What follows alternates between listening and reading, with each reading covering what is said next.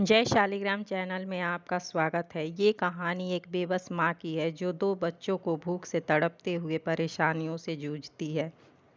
हे मेरे ईश्वर, गरीबों का कोई गुनाह नहीं, फिर भी उन्हें भूख क्यों सताती है? इतनी मेहनत करने के बाद भी उनके घर में रोटी क्यों कम पड़ जाती है? कहानी में आगे बढ़ते हैं। अगर इस चैनल पर आप लोग नए हैं तो चैनल को सब्सक्राइब और वीडियो को लाइक और शेयर करें। एक दिन ठेले पर भार अधिक होने के कारण सामू उसे ठीक से संभाल नहीं पाया और तेज रफ्तार से आ रही ट्रक के नीचे उसकी दबकर मौत हो जाती है। उसके पीछे रह गई उसकी पत्नी सीमा और उसके दो छोटे छोटे बच्चे चिंटू और मिंटू। एक तरफ सामू का अंतिम संस्कार किया जा रहा था और दूसरी तरफ उसके बच्चे बिलख बिलख कर रो रहे थे।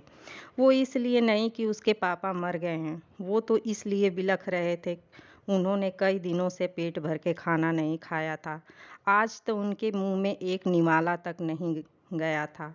वो भूख से रोए जा रहे थे। माँ माँ, कुछ खाने को दे दो ना, बड़ी जोरों की भूख लगी है। माँ कुछ दो ना।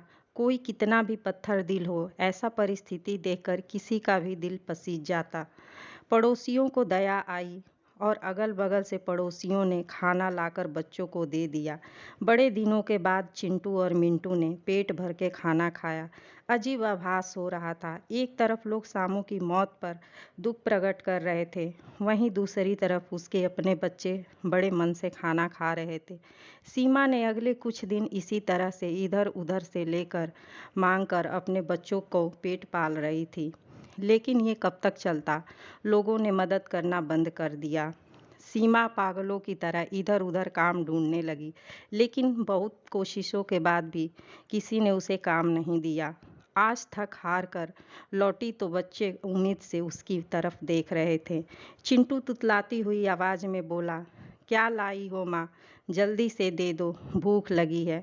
माँ बच्चों को पकड़कर रो पड़ी। बच्चे समझ गए कि माँ कुछ भी नहीं लाई है।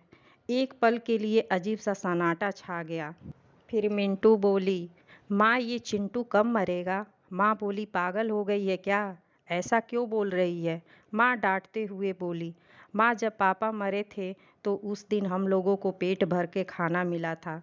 चिंटू मरेगा तो फिर खाना आएगा ना?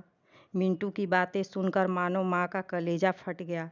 उसके पास मिंटू की बात का कोई जवाब नहीं था।